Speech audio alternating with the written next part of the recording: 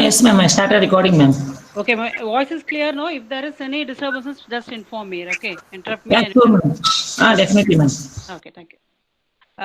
Good morning, students. Hope all are fine after the 2 days holidays.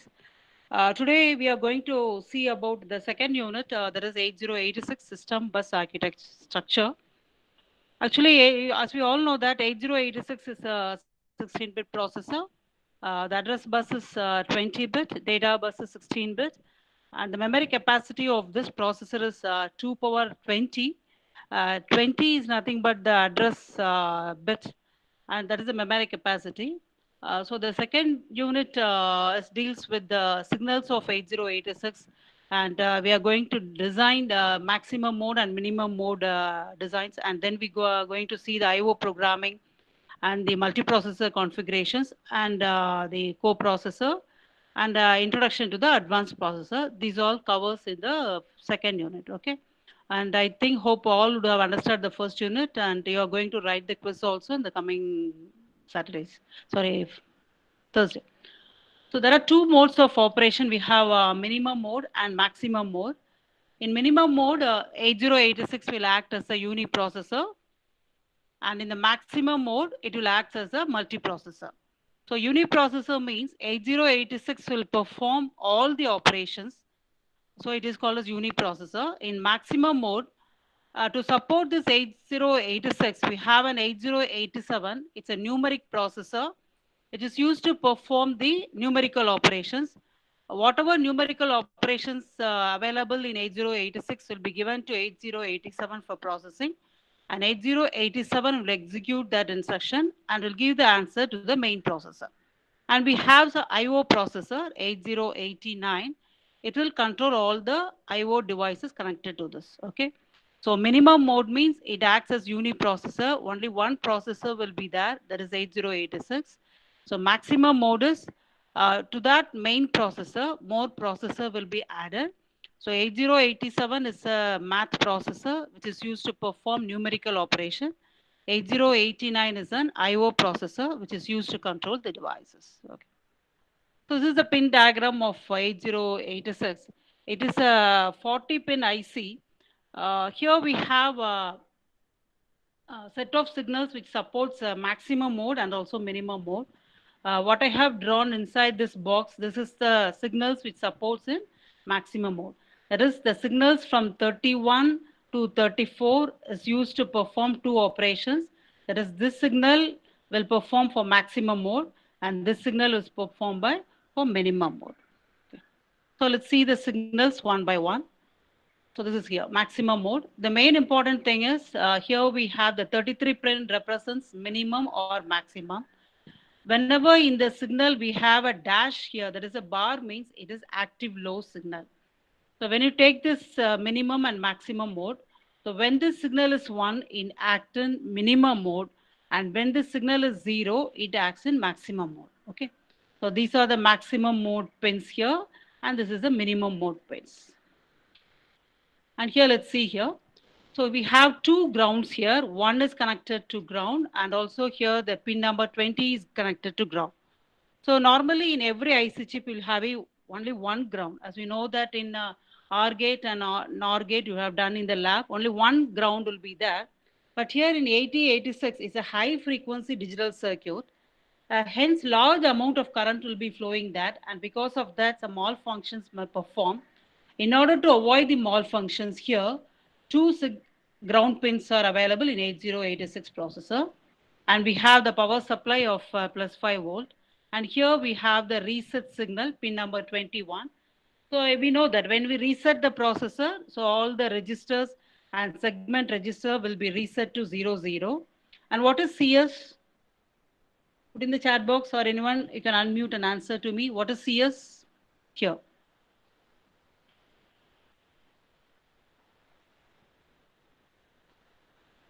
Do you remember this? Am I audible, Kalyan Kumar? Yes, ma'am. It's audible. Okay. CS is nothing. Let me tell the answer. Code segment now. Yeah. Good. Code segment register, right. So the code segment register will be reset with the value FFF, and the instruction pointer register will be reset with the value 000. Okay. So next we have the clock pulse. The duty cycle of the clock pulse is 33%. So what it means you know what is clock pulse. The frequency of this processor is 5 megahertz. So that using that formula, when you calculate one clock pulse is equal to 200 nanoseconds. So as said here, 33% of nanoseconds is used here. That is 66 nanoseconds, the clock pulse will be high. Okay, this one, high. And the remaining 134 nanoseconds, it will be low. So that only it is mentioned as 33% of nanoseconds. This may be asked in 2 marks also. Okay, I repeat this. So the frequency is 5 megahertz. And the clock pulse, for one clock pulse, we have 200 nanoseconds. So 86 is using 33% of nanoseconds. That means 66 nanoseconds is used, it will be high, and the remaining 134 nanoseconds, it will be low. Okay. So next, let's see about the interrupt signals. Here, this is, as we know, non-maskable interrupt means, so no delay must be there. At once, we have to respond to that. And here, INTR is the interrupt request line. Through this only, if there is any interrupt, it will be requested through this. And here, we have the interrupt acknowledge signal. So when we are going to service that interrupt, it will be acknowledged. Okay. So these are the three signals used for interrupt. So one is non-maskable interrupt, non-maskable interrupt. Another one is interrupt request and interrupt acknowledge signal. Okay. Any doubt, please? Are you clear?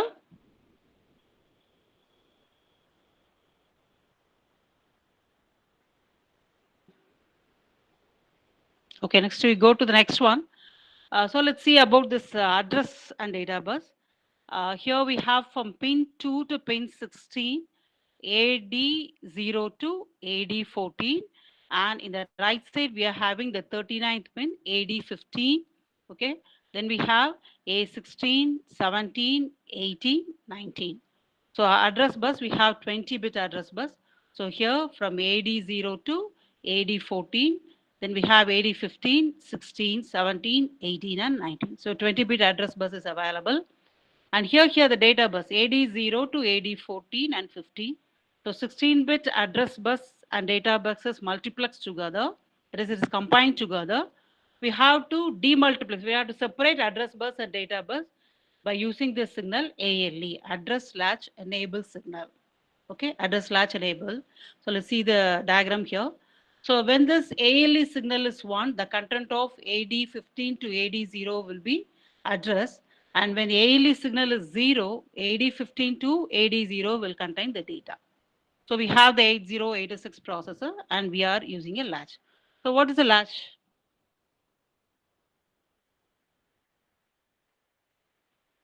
What is a latch?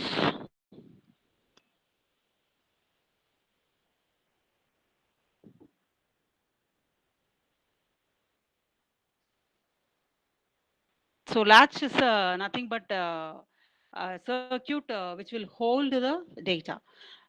You know about buffer, no? Buffer is also used to hold the data. So difference between latch and buffer is nothing but latch will hold the data and whatever it receives, it will transmit there. Okay.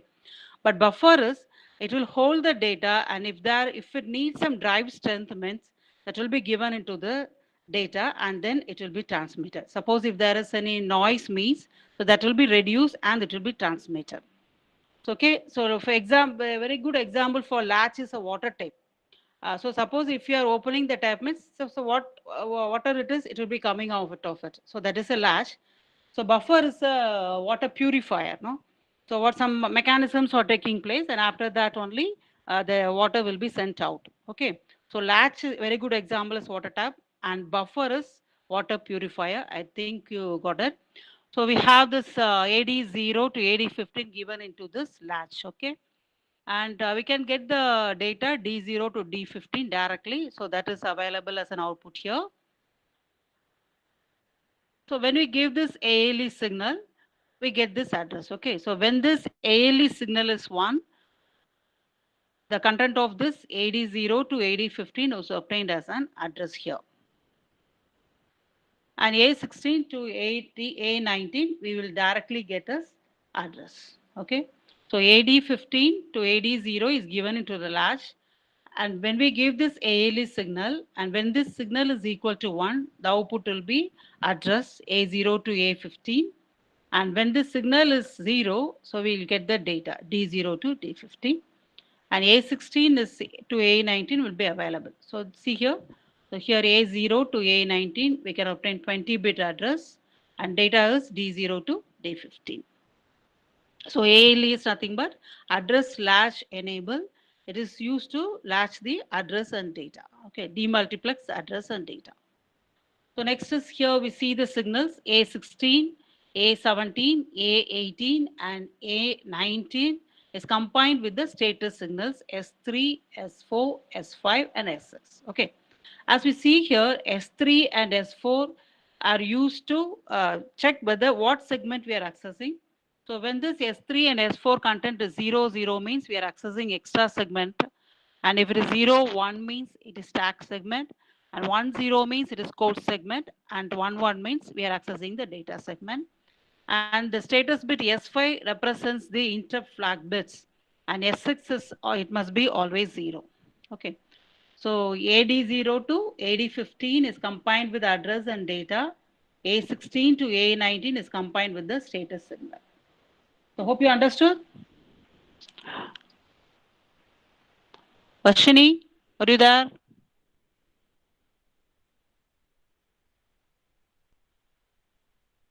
Swati? Kalyan Kumar? Yes, ma'am. Swati, are you able to understand? Is it? Yes, ma'am. Yes, ma'am. I can understand, ma'am. Okay. I'm too fast or okay, it's okay. This speed is okay, ma'am. Okay, fine. Okay. Okay. Okay. So next one we are going to see about the 34th pin, that is BHE.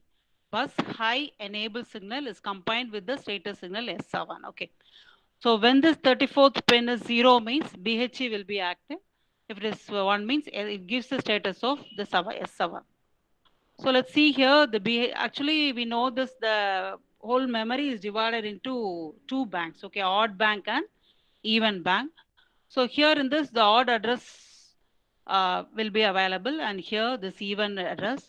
So as I said here, we have 64K of memory, no, for each, that is 512K memory into 8 means each one is 8 bit, okay. This is higher order address bank and this is lower order address bank. So BHE is bus high enable along with the A0 signal, address bit signal. We can access the data in the data bus. So this even bank is connected to D0 to D7 and odd bank is connected to D8 to D15. Okay. So let's hear when BHE is 0 and A0, 0, we can access the whole world. That is data will be available in D0 to D7 and also in D8 to D15. So the total 16 bit can be accessible. So when it is 0, 1, so data will be available in the upper byte only. That is from the odd address we can access the data. And when BHE and A0 is 1, 0 means, so we can access the data from even address. And if it is 1, 1 means it is no operation. Okay. So BHE is bus high enable signal. Along with the address bit A0, it is used to access the data from memory. So I want to know that in a memory location, how many bits we can store?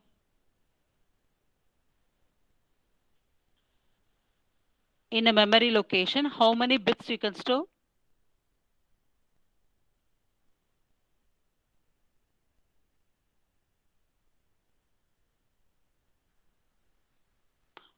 In a memory location, we can store 8 bits. Okay, that is 1 byte. So this is common for memory, for all the process. Wherever you save the word memory, it is common. So in a memory location, we can store 8 bits. Yeah, correct, Vignesh.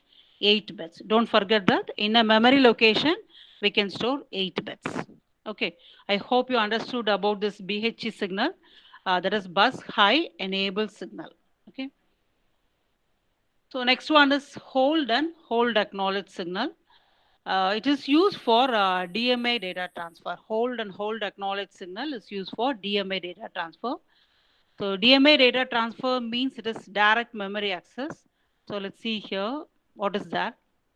So this, suppose if you want to transfer the data between an IO device and memory, that is, suppose if you want to transfer the data from a pen drive to the memory means, so in earlier days, what it happens means from the IO device, the data will be transferred to CPU, and from CPU memory, the data will be transferred to the hard disk, to the memory specified. Okay, so this is the from IO, the data will be transferred to CPU, and from CPU, it will be transferred to the particular memory. That is, when the data transfer is taking place, the CPU will stay idle. It cannot do any process. Okay, so you have to wait.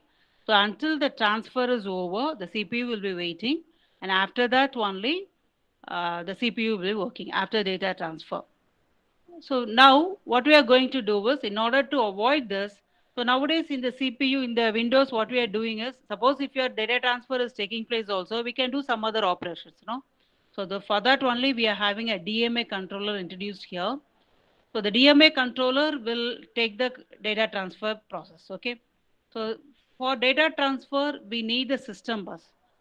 System bus is nothing but a group of bits that is used to transfer the data. It consists of address bus, data bus, and control bit, as we all know that. So if there is any data transfer between IO and memory, so that will be indicated to the DMA controller. So the DMA controller will send a signal to the CPU. That is the hold signal to request of the bus, okay, for system processor data transfer. And if the system bus is free, so that will be given to the DMA controller.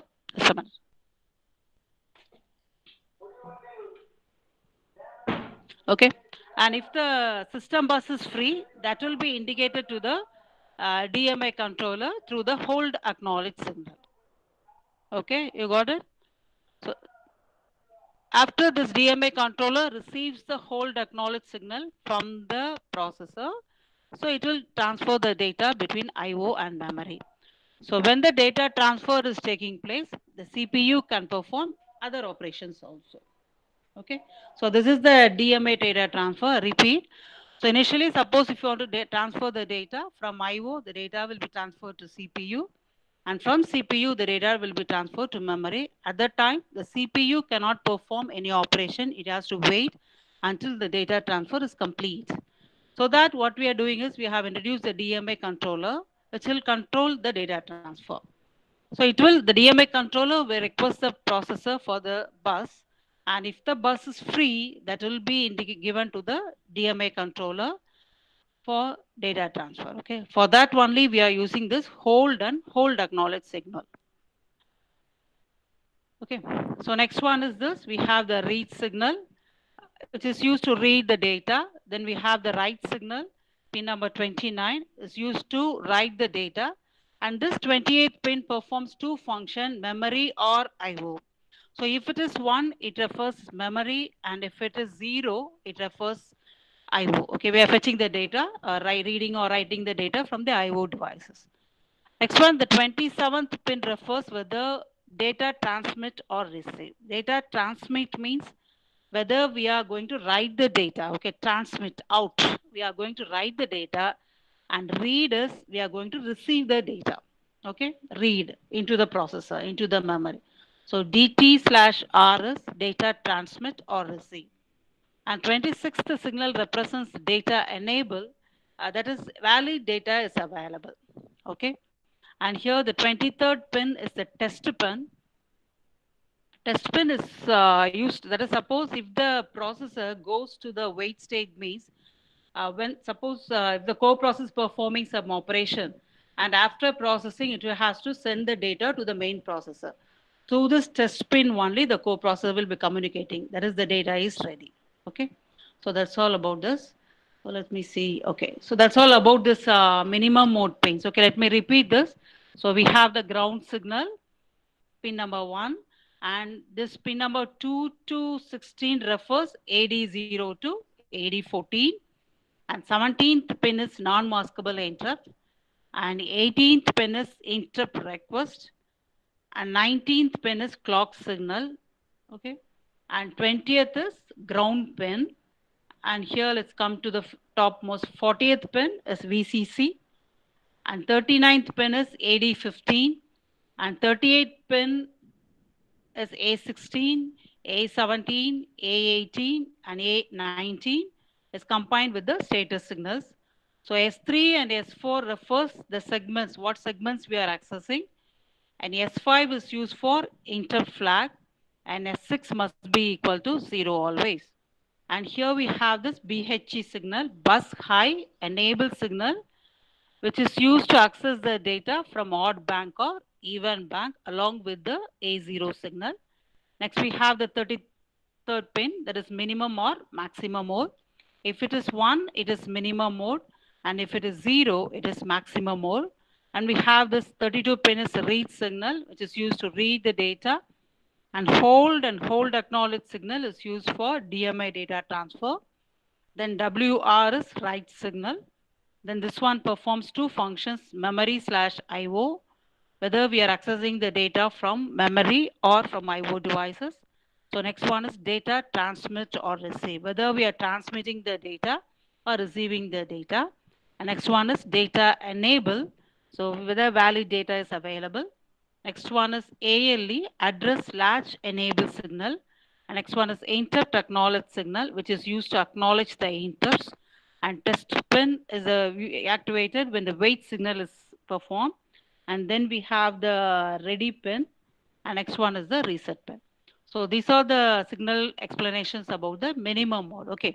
So now let's see the maximum mode pins. So the maximum mode pins, the first two, 31 and 32, are request and grant. Okay. So request and grant is used for sharing the bus. That is, as I said earlier, in maximum mode, it will access multiprocessor. So 8087 will be attached to this, and 8089 will be attached, and more other processors and controllers will be attached to the main processor. The bus must be shared among all the devices. So for sharing the bus, we use this request and grant signal. Okay. So here 8086, and here we have this 8087, it's a co-processor. So first, suppose if this 8087 needs a bus means, so it will communicate this 8086 using this request signal. And if the bus is free, that will be given to 8087 processor by using the signal grant. So when this 8087 receives a grant signal, so it states that 8087 can use the system bus for their operation. Okay. So in this we have two signals, request grant 0 and request grant 1. So grant 0 has the highest priority. So since we have connected more number of processors, we are having two signals for this. Okay, request and grant. And log signal is used to connect the, that is to log the peripherals. For example, sometimes all the devices may be connected to this processor and may interrupt the processor. No, so some initiation process will be going on in this processor. So in order to log the, in order to not to disturb the that is processor, the peripherals can be locked by using this lock signal. Okay. So next one is we have the status signal ST, S1, S0. So these three signals are used in maximum mode. When this all this 3 bits or 0 means it refers, it is interrupt acknowledge signal. 1 means it refers read the data from input IO port, write from IO port, and next one 011 means it is halt signal, and 100 means we are accessing the data, that is the code, we are accessing the code, and 101 means it is we are reading the data from memory, and 110 means it is we are reading the data from writing the data into the memory, and 111 means it is inactive. Okay. So these are the status of S2, S1, and S0. And next one is we have the queue status, QS1 and QS0. So actually we are performing the parallel operation. No, got it. That is, you know that. So when this Q0, that is when it is 00 means no operation will be performed. And if it is 01 means the first byte of the opcode will be fetched from the queue. So what is the size of the queue in the 8086 processor? Do you remember that? Okay, in the size of the queue is 8 bytes. Okay, so in order to increase the performance only, they have introduced the queue concept in 8086 processor. as we are going for parallel processing. So here, size of the queue is 8 byte. Don't forget there is 8 location will be there. Okay. So it is 0 0 means no operation. 0 1 means the first byte will be fetched, and 1 0 means it will empty the queue, and 1 1 means it will that is the subsequent byte from the queue will be fetched for execution. Okay. So that's all about this maximum mode signal. Okay, request and grant signal is used for sharing the bus, and lock signal is used for locking the peripherals. And we have the status signal S2, S1, S0, and we have the queue status QS0 and QS1. Okay, I hope you understood all the signals here. Amara, can I go to the next topic, students? Is it okay?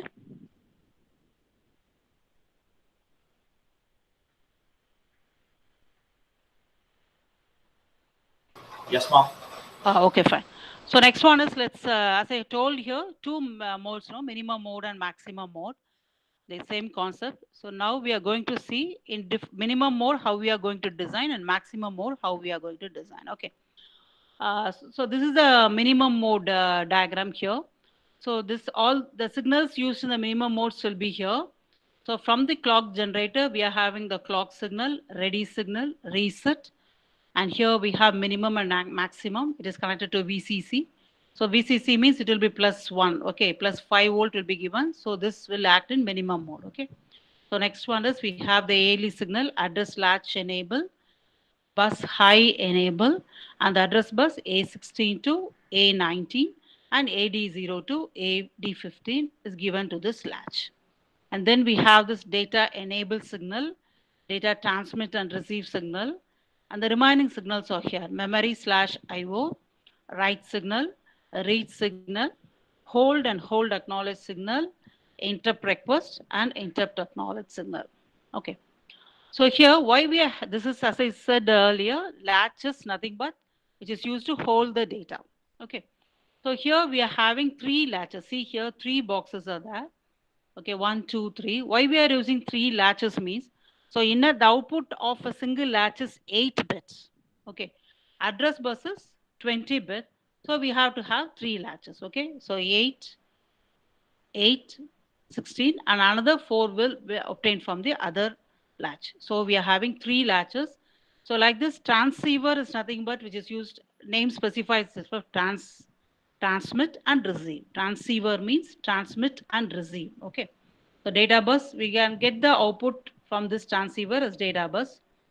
So here also data bus is 16 bit. So we are having 2 transceivers. Okay. So this first one is for 8 bit and other one is for 8 bit. You got it?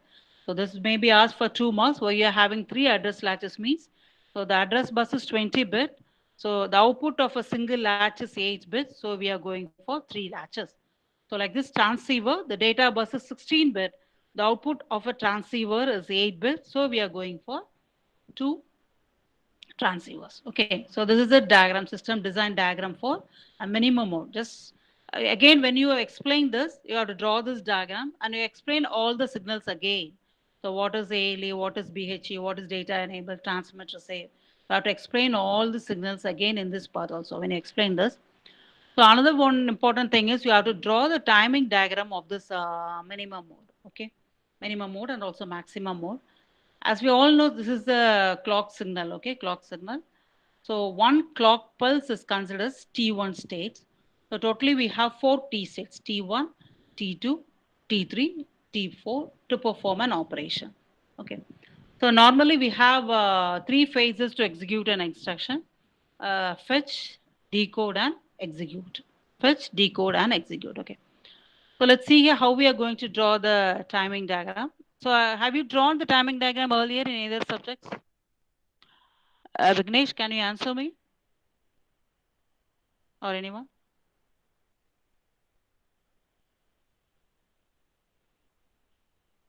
Okay, fine. Okay, thank you, Swati. So here we have the address bus here, no? So this means let me take it like a chocolate box. Take it as a.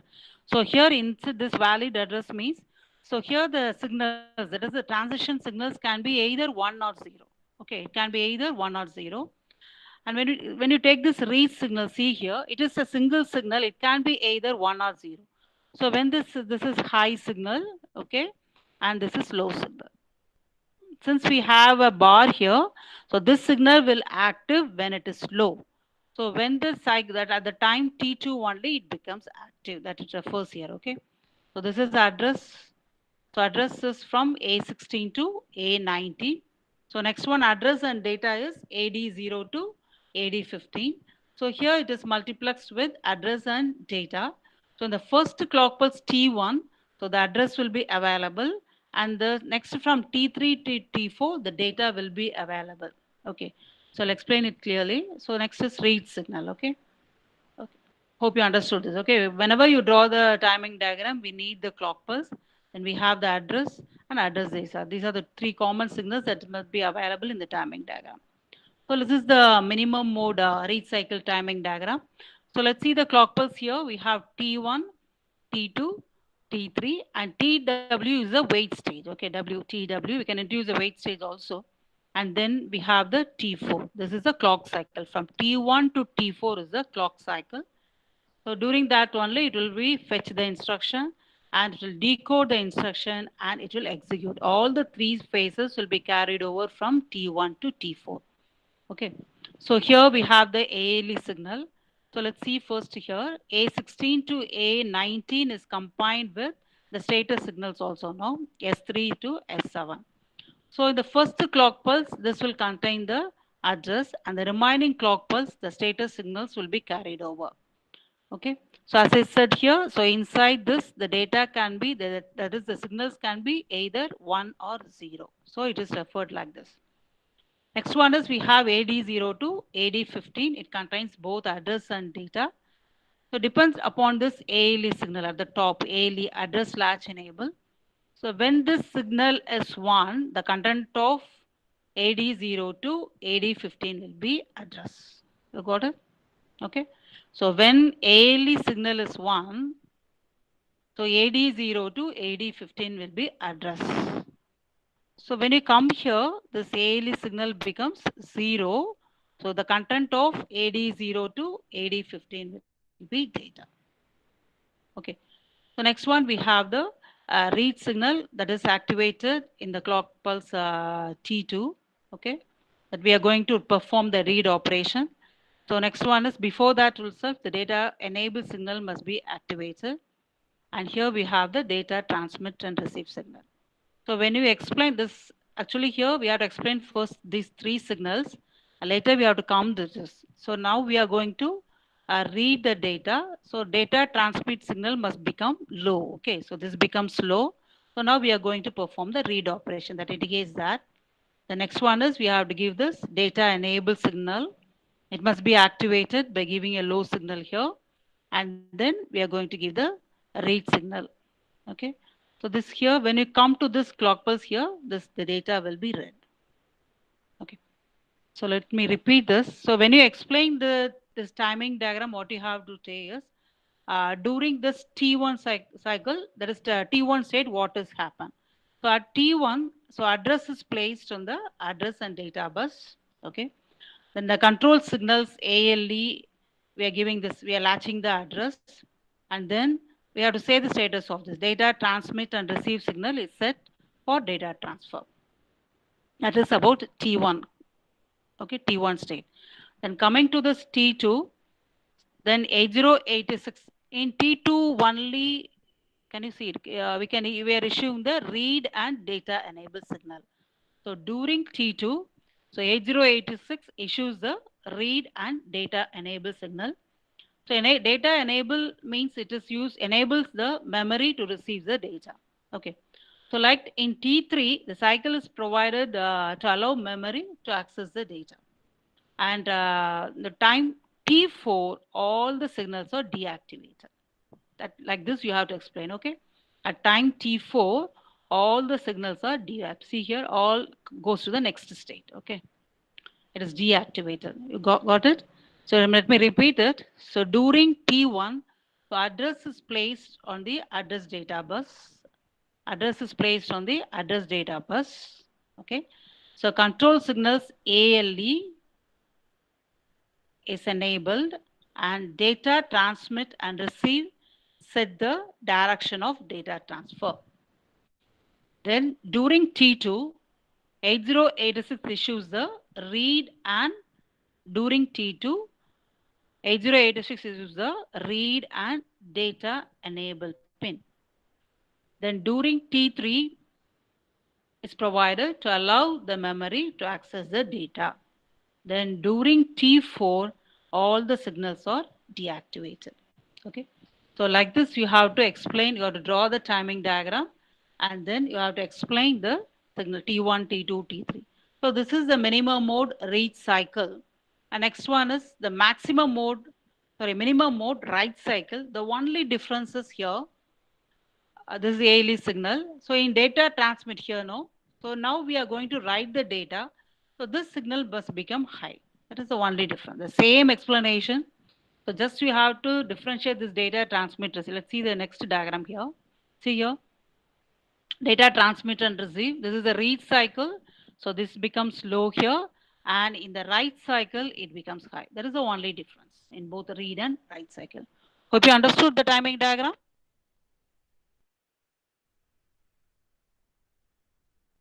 Students, please. Students? Understood? Kalyan? Ma'am, yes, ma'am. Oh, okay, fine. So that's all about the minimum mode configuration. Just you have to draw the block diagram or explain all the signals available in the block diagram. Then you have to explain both the timing diagrams. With this, the minimum mode is over. Okay, like this, let's see the, let's go ahead now. It's time, okay. Maximum mode, okay. Can you continue, Kalyan Kumar? Ma'am, we have only 5 more minutes, ma'am. So we'll start in next session, ma'am, this maximum mode. It will be Okay, better if fine. we start in the next session. Okay, fine. So any doubts, students? You can put it in the chat box. Are you able to understand? Do you want me to repeat?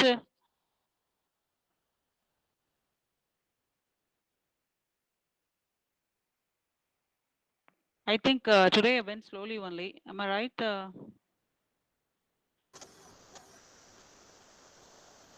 So let me explain the signals again. You got it?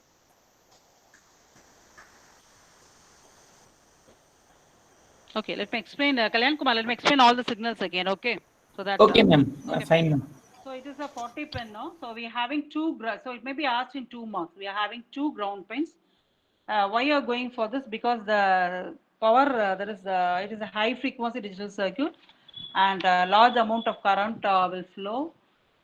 And because of that, malfunctions may happen. In order to avoid this, we are having 2 ground pins. Okay, 1 and 20. And then AD14 to AD0 is signals represented in the pin 2 to 16. And then NMI is non-maskable interrupt. And next one is interrupt request. So suppose if a device want to interrupt the processor means, so it will interrupt through this pin 1, interrupt request.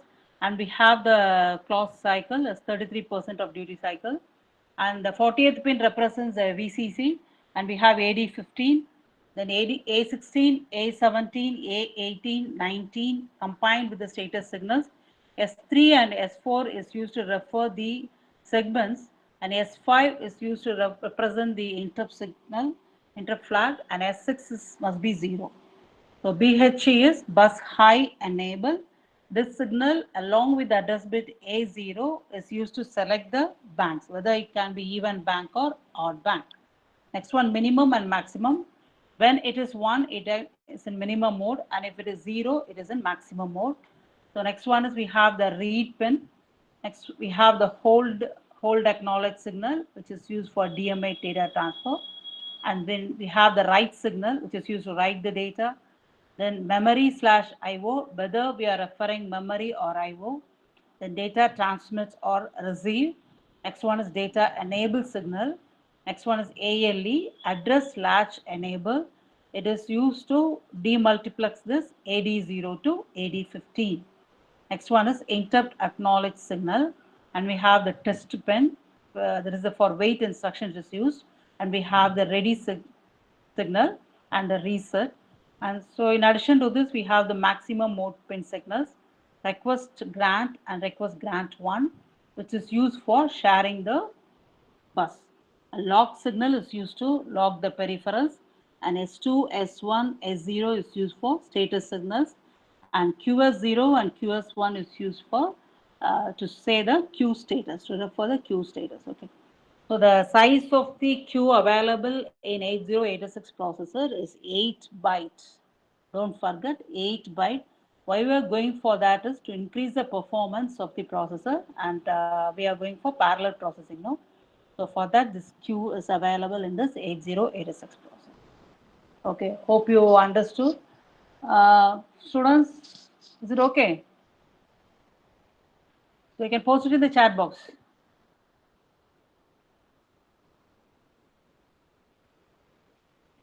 Okay, thank you, thank you.